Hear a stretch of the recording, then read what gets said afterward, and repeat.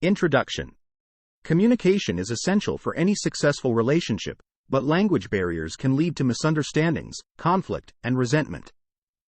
However, even when partners speak the same language, they may not understand each other's love language.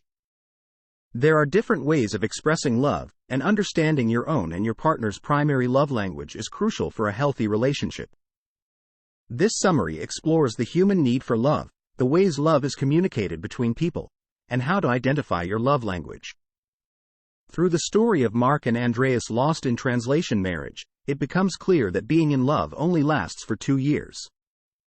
However, understanding your partner's love language can help to sustain a relationship long after the initial spark has faded. Identifying your love language and that of your partner can also help in avoiding miscommunication, as demonstrated by the impact of a bad Christmas gift on communication between partners. Understanding and communicating in each other's love language is an essential part of a successful relationship. By identifying your own and your partner's love language, you can sustain a long-lasting and healthy relationship. Chapter 1. Love is a crucial human need that contributes to emotional well-being. However, the word love has many definitions, and it can be confusing to understand its true meaning. Instead of focusing on the various definitions, it's essential to concentrate on the type of love that is crucial to emotional health. Love is a romantic feeling, and it's vital to define what it means to individuals by examining the sources of their emotional fulfillment. The need for love and appreciation is rooted deep in human nature, and children have emotional needs that, if unmet, can lead to emotional instability. Love and affection are the most important emotional needs, and paying attention to one's love tank can help gauge if these needs are being met. Just as a car needs gas to function, individuals require love to function, and an empty love tank can lead to emotional instability. In a healthy marriage, keeping the love tank full is essential. The author's client believes that financial gain and material possessions cannot compensate for an empty love tank.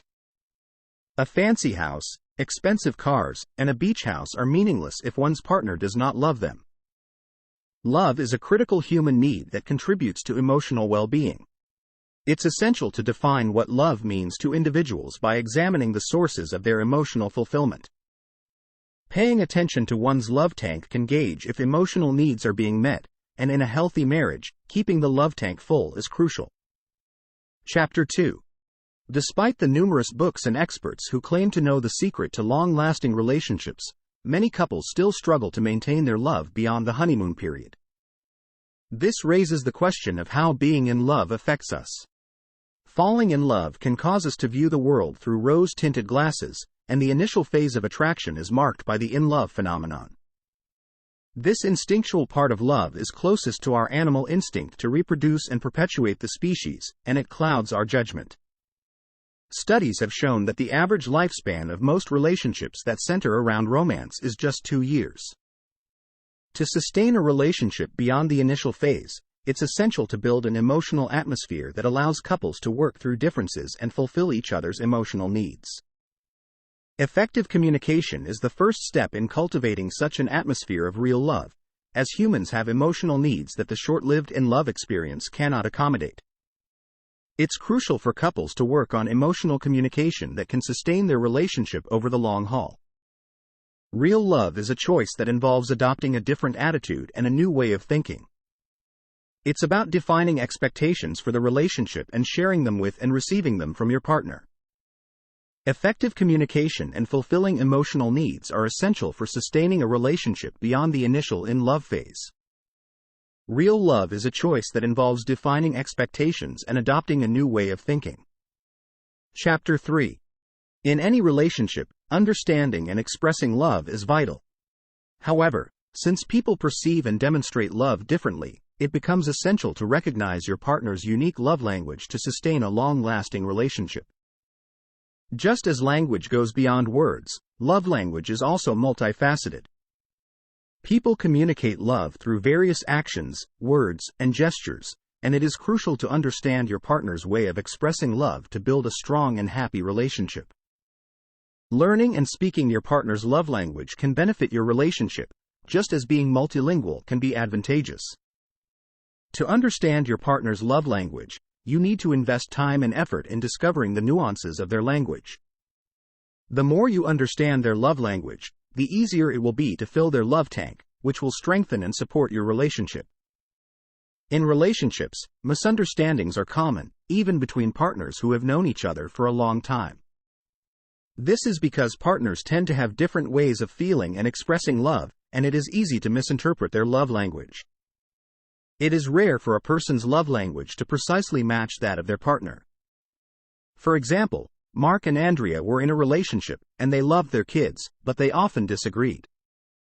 Although Mark knew Andrea was a great mother, he did not feel her affection towards him. Andrea, on the other hand, knew Mark was an excellent provider and caretaker, but she complained that his 50-hour workweek left no time for their family. The problem was that Mark's primary love language was physical touch, while Andrea's was quality time. Therefore, understanding your partner's love language is crucial. In the upcoming chapters, you will learn about the 5 love languages and how to identify which one your partner is speaking. This knowledge will help you communicate love more effectively, strengthen your relationship, and enhance overall satisfaction. Chapter 4.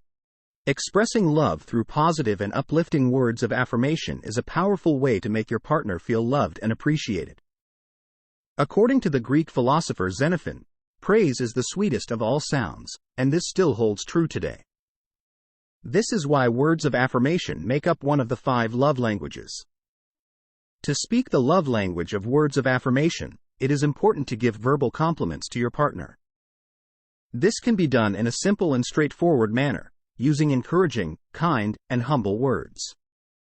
Examples of affirming words include telling your partner that they look great in a new outfit, praising their ability to care for your children, or expressing how much you appreciate their sense of humor. If you want to expand your vocabulary of affirming words, you can keep a notebook and jot down words you come across in newspapers and magazines or hear in conversations with friends. It is vital to remember that words of affirmation can also function as requests. However, when requests are perceived as demands, intimacy is lost, and you risk pushing your partner away. Therefore, it is crucial to ensure that your words are interpreted as a request, meaning you are providing guidance, not an ultimatum. For instance, suppose a woman enters your office complaining that her husband has not painted their bedroom despite her asking him to do so for 9 months. In that case, you can advise her to stop mentioning the painting and start complimenting her husband every time he does something she likes. Although she may be skeptical, following this guidance can work wonders. The trick is to understand that giving verbal compliments is a much better incentive than making biting criticisms. Speaking the love language of words of affirmation involves using positive and uplifting words to compliment and encourage your partner. This language is a powerful tool to express love and appreciation and can help strengthen your relationship. Chapter 5. In today's world, time is a valuable commodity, and many couples get distracted from the core of romance, which is spending quality time together. This brings us to the second love language, which is quality time. The key to this language is undivided attention. It is not enough to be in the same room with your partner. Quality time means focusing solely on your partner and giving them your complete attention, even if many distractions are present. Spending quality time with your partner is a primary way to make both of you feel loved, respected, and appreciated. However, many couples mistake spending time near each other for spending quality time together. For example, watching a football game or working on a computer while chatting with your partner is not giving them the quality attention they need. Quality time can be either quality conversations or quality activities. Quality activities are things that one or both partners want to do together, and it's less about the event itself and more about the opportunity to express love for each other. The more common activities you share, the more memories you will have to cherish in the future. These can be anything from walking in a park, gardening, watching a show, or even cooking a meal together. For instance, Emily loves going to bookstores to find her next great read. Her husband Jeff is not as enthusiastic about literature, but he still shares this activity with Emily. He even helps her find books that she might enjoy. Emily has learned to identify when Jeff's patience is waning, and she knows not to spend too long browsing. As a result, Jeff happily pays for whatever books Emily chooses. Spending quality time with your partner involves giving them your undivided attention and focusing on activities that both of you enjoy. It is a primary way to express love, build memories, and strengthen your relationship. Chapter 6. Gifts are a symbolic way of expressing love, and surprising your partner with regular presents, regardless of their monetary value, is an excellent way to show affection. Giving gifts is a part of every marital process in various cultures, from the Mayans of long ago to modern Eskimos living in the northern tundra. Therefore, it is essential to understand the love language of receiving gifts. For someone whose primary love language is receiving gifts, every gift they receive resonates as an expression of true love. Gifts are physical symbols of love that materially represent the love one person has for another. Therefore, it is crucial to give gifts that your partner likes and appreciates. To find out what your partner likes, you can keep track of all the presents that brought them excitement or joy over the years, whether they were from you or someone else. You can also consult friends and family for gift-giving advice. It is important to note that for people who speak the love language of receiving gifts, monetary value is not the main focus. The value lies in the process from having the idea to give a gift to going out to get or make it and finally presenting this symbol of love to your partner. For example, Doug used to give gifts to his wife Kate before they got married, but he stopped after the wedding. This was a problem because Kate's primary love language was receiving gifts, and she began feeling emotionally abandoned. When the author asked Doug why he had stopped, he said it cost him too much money. The author explained that the monetary value of the presents is insignificant, and Doug started showering Kate with random gifts of affection. This reversed Kate's feelings of abandonment and gave Doug an easy way to express his love. Giving gifts is a powerful way to show affection and express love. It is important to understand your partner's likes and dislikes and give gifts that resonate with them. Remember, the value lies in the process, and monetary value is not the main focus for people who speak the love language of receiving gifts. Chapter 7. One common way to express love is by doing useful things for your partner, which is known as the love language of acts of service. If your partner frequently asks you to clean up after dinner, take out the trash, or wash the car, they may be communicating that their primary love language is acts of service. To attend to this language, you should intentionally do helpful things for your partner that you know they would appreciate, such as vacuuming, paying bills, grocery shopping, helping with schoolwork, or taking the dog to the vet. However, it is important to note that acts of service must be voluntary to be legitimate. You cannot demand acts of service from your partner, nor can they make such demands of you. Instead of asking what your partner can do for you, ask what you can do for your partner. It is also crucial to examine and possibly adjust your views on traditional gender roles when considering acts of service. For instance, running a household and caring for children are not tasks solely for women. To learn about acts of service, you must decide for yourself what your responsibilities are, regardless of stereotypes. Consider Mark, who grew up in a family where his father never did any household chores. His father saw such tasks as women's work and couldn't imagine himself cleaning the floors or changing diapers. However, Mark saw how important it was to his wife Mary that he lend a hand around the house, so he let go of his gendered stereotypes. This allowed him to overcome his stereotypical understanding of his own behavior and communicated to his wife a great deal of love and respect. Acts of service are a common way to express love, and it involves intentionally doing helpful things for your partner that you know they would appreciate. However, it is important to recognize that acts of service should be voluntary, and it may require challenging traditional gender roles. By doing so, you can communicate love and respect to your partner in a meaningful way. Chapter 8.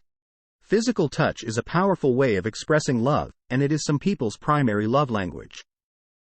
Babies who receive caresses, hugs, and kisses are known to lead healthier emotional lives. Therefore, if it is your partner's primary love language, you can communicate your love through physical touch, such as holding hands, kissing, embracing, and sexual intercourse.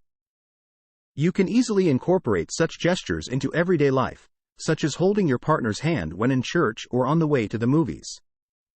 Hugging and kissing your partner when someone else is around can also make them feel extra appreciated. For instance, Jocelyn Green is married to a military man, and they often cannot be together physically. However, she has found ways to feel connected to him while he is overseas. If you and your partner also spend a lot of time away from each other, you can find ways to feel close, such as wearing one of your partner's old shirts while video chatting or sending them a picture.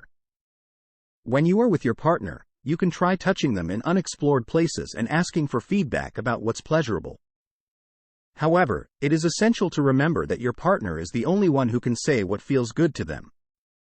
It is crucial for both people in a relationship to take the time to learn how to touch and please each other. If you want to find creative ways to do so, you can study massage or sexual techniques. It is also important to understand which subtler forms of physical contact can fill your partner's love tank. You can vary the pressure of touch and experiment with different types of touch. However, it is crucial to note that what is appropriate and inappropriate in terms of physical touch can only be determined by you and your partner. Physical abuse is always inappropriate and should be reported immediately. Physical touch is a powerful way of expressing love, and it is some people's primary love language. You can communicate your love through physical touch, and it is crucial to take the time to learn how to touch and please your partner. It is also important to understand which subtler forms of physical contact can fill your partner's love tank and to always ensure that physical touch is appropriate and consensual. Chapter 9. It is important to identify your primary love language to better understand yourself and communicate with your partner. To determine your primary love language, you can start by asking yourself what you most often request from your partner. These are likely the things that you find most emotionally fulfilling. You can also consider what comes to mind when you want to feel truly appreciated, such as spending time with someone or receiving praise. Another way to identify your primary love language is to reflect on painful relationship experiences. Think back on what your partners have failed to do for you in the past. If all these instances fall into the same category, there's a good chance that it is your primary love language. Your upbringing also influences the development of your love language. You can consider how your parents made you feel loved or unloved while growing up. Memories of such experiences can help you discover your love language. For example, Ella realized that her primary love language is receiving gifts by reflecting on a bad experience from her childhood. She recalled a Christmas morning when her older brother put little effort into choosing her present and gave her something he had found lying around the house. This memory helped her understand how important receiving gifts was to her. Once you have identified your primary love language, it is important to communicate this to your partner. It is also crucial to learn and understand your partner's love language. Using this knowledge can help both of you communicate better and strengthen your relationship. Identifying your primary love language is important for understanding yourself and communicating with your partner. You can determine your love language by reflecting on what you most often request from your partner or by considering painful relationship experiences. Your upbringing also influences your love language. Once you have identified your primary love language, it is essential to communicate this with your partner and use this knowledge to strengthen your relationship. Conclusion. Married couples often face problems when they have different ways of feeling and expressing love. Learning the different love languages can improve communication in a relationship and boost the emotional well-being of both partners. One actionable piece of advice is to give your partner the gift of yourself during difficult times. This means standing by your partner and being present during challenging periods, such as pregnancy or a career upheaval. It is crucial to commit to being there for your partner, as this can have a significant impact on their emotional well-being. The best present you can give is not material things like diamonds, flowers, or a new car, but rather the gift of your support and presence.